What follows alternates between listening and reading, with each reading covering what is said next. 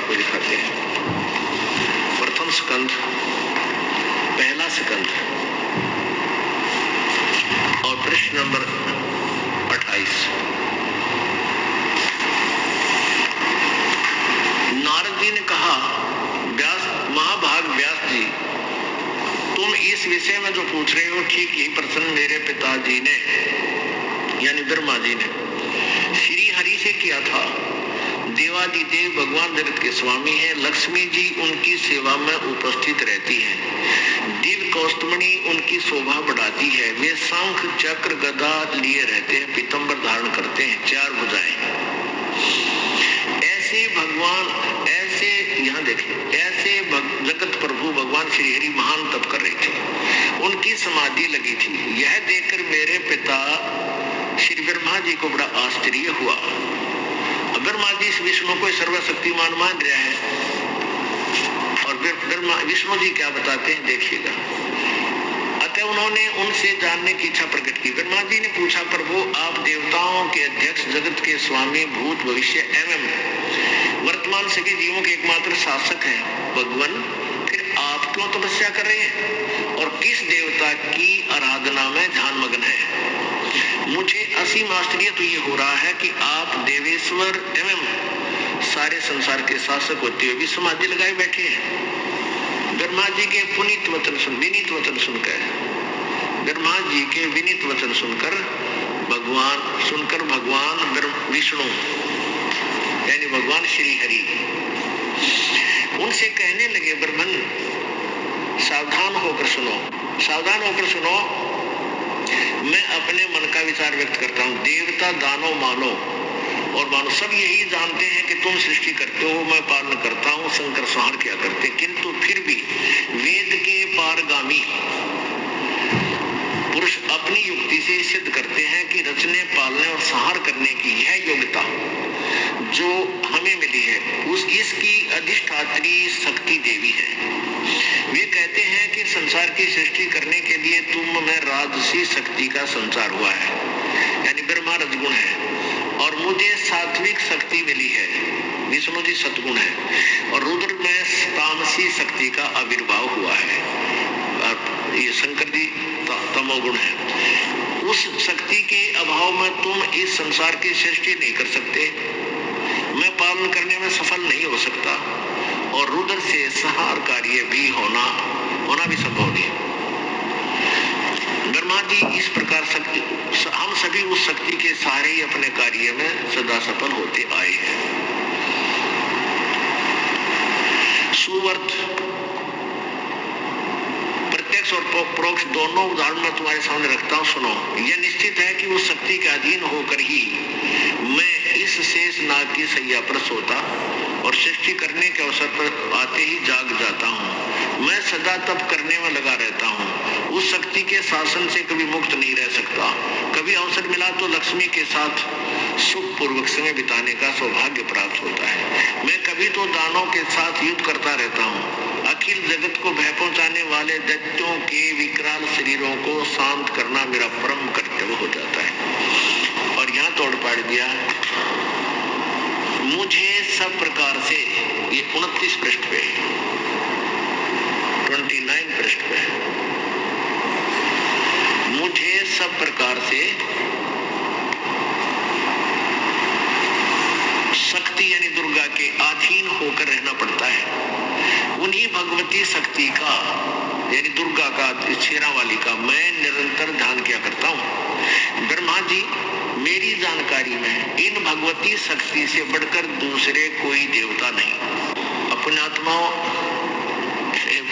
नारद जी, व्यास जी, ब्रह्मा जी और विष्णु जी, इनके ज्ञान के सतर से आप परिचित हो गए कि विष्णु, नारद जी तो व्यास को बता रहे हैं और कहां से सुना? ब्रह्मा जी से और विष्णु जी की वार्ता।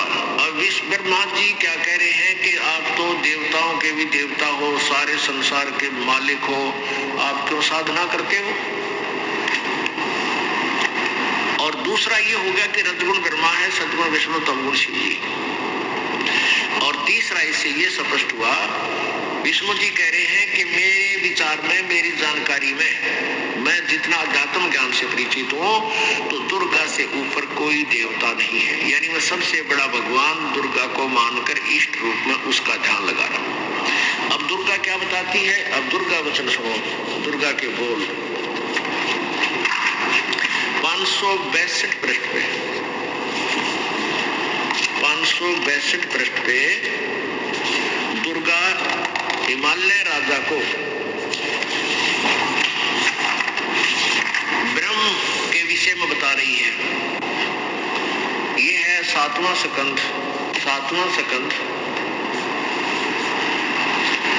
और 562 पृष्ठ, ये संक्षिप्त देवी भागवत। यहां नीचे आइए। देवी के द्वारा हिमालय को ज्ञानोपदेश, ब्रह्म स्वरूप का वर्णन।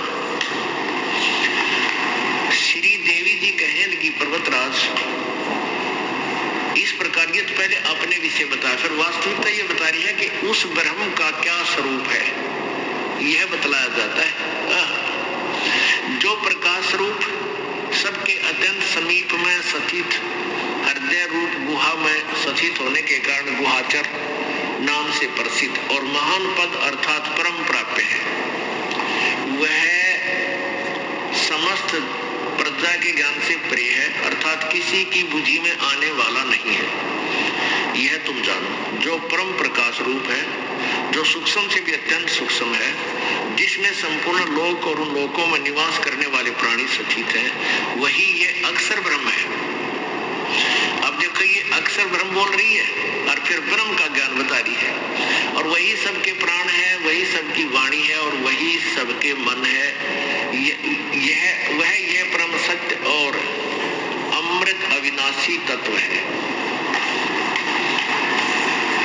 सौम्य, उस वेदने योग्य लक्ष्य का तुम वेधन करो, मन लगाकर उसमें तन्मय हो जाओ। सौम्य, उपनिषद में कथित महान अस्त्र रूप धनुष लेकर उस पर उपासना द्वारा तीक्ष्ण किया हुआ बाण संधान करो, और फिर भावनागत चित्त के द्वारा उस बाण को खींचकर उस अक्षर रूप ब्रह्म को लक्ष्य बनाकर वेधन करो।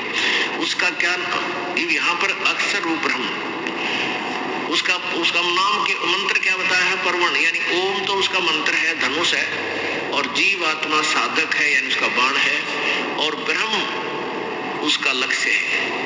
ओम का जीव आत्मा ओम का जाप करे, ब्रह्म को अपना आराध्य इष्ट मान करे, उस एकमात्र परमात्मा को ही जाने। दुर्गा कह रही है उस एकमात्र परमात्मा को ही जाने, यानी ब्रह्म को, और दूसरी सब बातों को छोड़ दे, यानी किसी अन्य देव की पूजा ना करे, ना दुर्गा की, ना देवताओं की, किसी की नहीं। यही अमृत रूप परमात्मा के पास पहुंचाने वाला पुल है। संसार समुद्र से पार होकर अमृत स्वरूप परमात्मा को प्राप्त कराने का यही सुलभ साधन है। जिस प्रकार रथ के पहिए से अंतर्यामी रूप से वर्तमान है, उस आत्मा का ओम के जप के साथ ध्यान करो।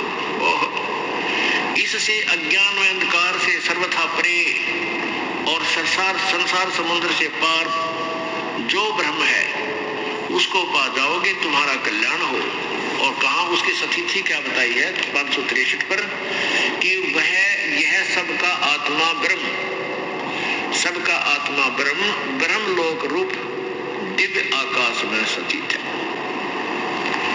ले भाई, दुर्गा जी ने क्लियर कर दिया कि और सब पूजा छोड़ दो, मेरी भी छोड़ दो, केवल एक ब्रह्म पूजा करो, उसका ओम नाम है, उससे जाप करो। और वो कहाँ रहता है? ब्रह्मलोक में। ब्रह्मलोक में रहता है वो, वहां चले जाओ। अपने आत्माओं 8 गीता जी जो है वेदों का सारांश है, और गीता जी और वेदों में कहीं पर भी दुर्गा की पूजा के विषय में नहीं लिखा है। और वेदों में पूर्ण परमात्मा की साधना से पूर्ण मोक्ष, और गीता जी में भी पूर्ण परमात्मा की साधना से पूर्ण मोक्ष कहा है। गीता जी अध्याय नंबर 8 के श्लोक नंबर 16 में कहा है कि ब्रह्मलोक पर्यंत ये सभी पुनर्वर्ती में है, जो ब्रह्म तक की साधना करके ब्रह्म लोक चले जाते हैं, उनका भी जन्म मृत्यु होता रहता है। इसलिए गीता ज्ञानदाता गीता अध्याय नंबर 4 के श्लोक 5 से 9 में बता रहा है कि अर्जुन, तेरे और मेरे बहुत जन्म हो चुके, तू नहीं जानता, मैं जानता हूं। यानी ब्रह्म भी नाशवान है, अविनाशी नहीं है। अब दास ने क्या शब्द कहा था? यजुर्वेद अध्याय नंबर 40 के श्लोक नंबर 10 से लेकर 13 में 2 बार लिखा है कि धीराणाम माने तत्वदर्शी संत, संतों से जाकर ही ये कंसेप्ट क्लियर करो, वो बताओगे परमात्मा साकार है व निराकार।